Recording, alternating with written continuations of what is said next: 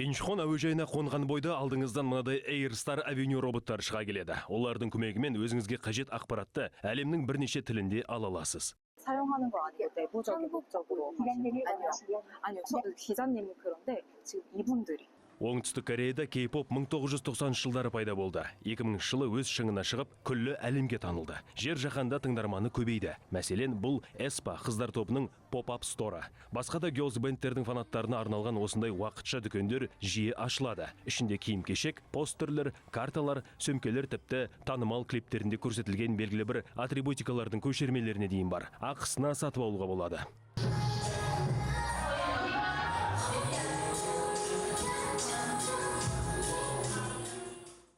Ал бұл оңтүстік Кореядағы Inspire Arena 2023 жылдың соңында ашылды. ақш-тағы Mohegan Sun Arena үлгісіне негізделіп жобаланған. Ұзындығы 136 метр, ені 125 метр, биіктігі 40 метр және жалпы ауданы 15 мың шаршы метрге жуықтайды. Мұнда тек концерттер ғана емес, мәдени шаралар да ұйымдастырылады. Мәселен, мемлекеттік марапаттау рәсімдері, алдағы уақытта спорттық шаралар да ұйымдастырылуы мүмкін. Бұл арена алып кешеннің ішінде орналасқан. Кіреберісінен бастап айнала толған LED экран, тіпті ішкі төбесіне дейін нән мониторлар орнатылған. Тақырыптарды табиғи атмосфера тұрғысында ұдайы өзгеріп отырады. Төбесі жабық Inspire Arena құдды бір үлкен стадион секілді. Неге дейсіз ғой? Өйткені мұндағы орын саны 15 мың адамға шақталған. Бұл жерде өтетін концерттердің тең жартысы K-pop, яғни келушілердің шамамен 80-90% қыз-келіншектер. Субмәдени дерт Қазақстанды да айналып өтпеді. Кореяда K-pop болса, Қазақстанда Q-pop. 2015 жылы төл тілдегі жаңа жанрды 91 тобы айыптама әнмен әкелгені есімізде. Содан бері 9 жыл ішінде бір емес, бірнеше топ құрылды. Өз аудиториясы қалыптасты. Алғашында сынағандар көп болды. Қоғамдық сыннан Кореядағы K-pop әншілер де кезінде өткен екен. Бізге тең келетіндер жоқ қой, тағма отыр, қолына кесе Қазақстан мен Оңтүстік Корея арасында ұқсастық көп. Бірінші кезекте мәдениет пен менталитетті айтсақ болады. Үлкенге құрмет, кішіге ізет. Баланның бір жасқа толуын атау. Мәселен, қазақтардың тұсаукесерінде бөбектің алдында түрлі затты қойып, таңдату дәстүрі кәрістерден келген дүние деседі. Қазақстанда түрі кәріске ұқсайтын қазақ және қазаққа ұқсайтын кәріс көп. Шатастырып алу оп-оңай. Еліміздің әр өңірінде мәдени орталықтары мен драма және комедия театрлары бар. Театр саласының маманы Любовь Августқызы былай дейді. С самого детства, с того времени, как я стала себя осознавать, я жила всегда в таком многонациональном окружении. Мы всегда жили среди казахов, среди русских, немцев. У нас всегда было такое интернациональное окружение. И хочу сказать, что нас объединяло одно. Мы были гражданами Казахстана, и поэтому у нас наш тип воспитания, наши, как вот родители нам говорили, это можно, это нельзя, не зависело от национальности. Потому что вот у нас принято в Казахстане уважать старших. Мы всегда это как бы до сих пор, вот уже я сама уже старшая, мы до сих пор это в себе носим. Говорили нам все родители, нельзя врать, нельзя, значит, воровать. Степь и казах, несокрушимое единство, как мать и сын, как воля и простор. Благословенны будьте на века земля и ты, народ, нас принявший нелегкие года. Иә, Қазақстандағы өмір сүретін этникалық кәрістердің қазақ халқына айтар алғысы шексіз. Оңтүстік Кореяда бірнеше жыл тұрып, оқып, кәсіби білім алған спортшы Олжас Бесбаев қазір Қазақстан Тхэквондо Федерациясының бас хатшысы. Корея жайлы айтатын болсақ, өз ерекше бір системасы бар. Жалпы бөлек спорт түрлері бар. Ең бірінші спорт Кореяда ол әрине футбол.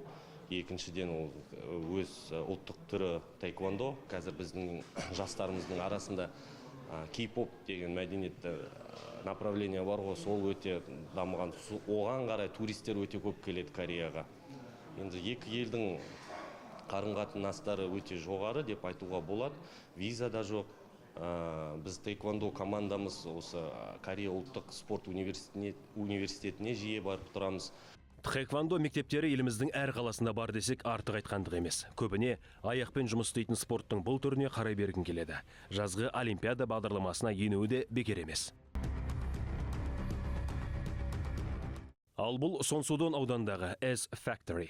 Өткен ғасырдан қалған фабрикалардың орны мен көне ғимараттары. Бір қызығы, Сеулдағы Каннам ауданына тым жақын орналасқан. Бай бағландарға ескі көрінісі ұнамаған. Тіпті жергілікті мэрияда нысандарды сүріп тастау туралы ойлаған. Алайда дайын тұрған жылжымайтын мүлікті жеке кәсіпкер Ли Хо Кю сатып алып, барлық аумағын жаңғыртып, түрлі іс-шаралар өткізуге жалға бере бастады. 2022 жылы Dior брендінің поп-ап дүкендері ашылған соң, басқа да люкс саналатын сауда белгілері осы ауданға тартыла бастады. Осылайша, бұрын ешкімге керек емес болған жер поп-ап дүкендердің орталығына айналып шыға келді. Расымен өте ұтымды шешім. Құда да тыныш, құдағай да тыныш.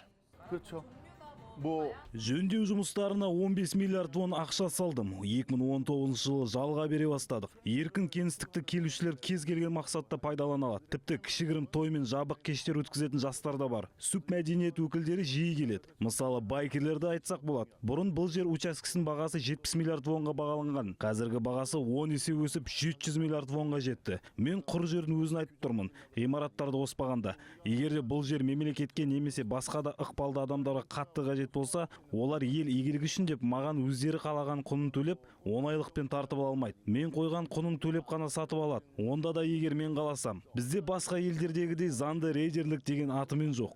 Қазақстандық туристердің көбі таңғы шық еліне медициналық қызмет алуға, танымдық бағдарламаларға қатысуға, спорттық және мәдени шаралар мен тарихи жерлерді көруге барады. Қазір Сеулға келдік. Сеулға келіп, осы Лотте Тауэрсқа келіп, басқа жерлерді, ана Gangnam Style деген нәрсе бар. Корея, Қазақстанның арасындағы байланыс дами берсін. Бір-бірімізбен жақсы қарым-қатынас болуына тілектеспін.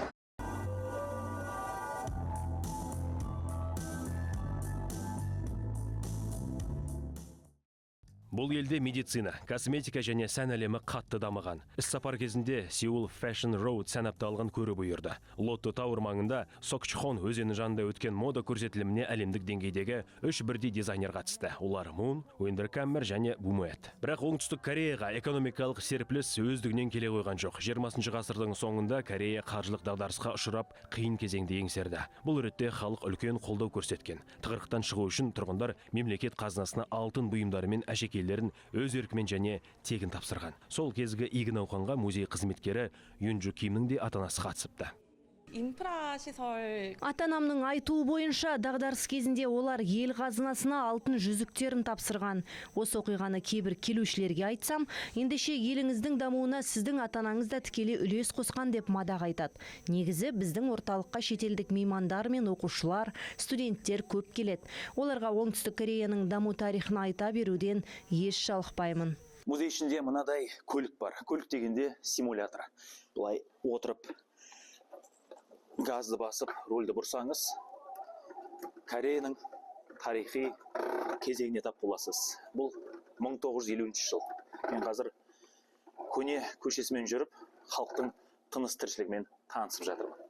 Көлік демекші Кореяның автоөнеркәсібі туралы келесі шығарылымда айтамын. Бір күнде шығып қалады. Мейірлан Алтынбек, Оңтүстік Корея, Сеул, Инчхон.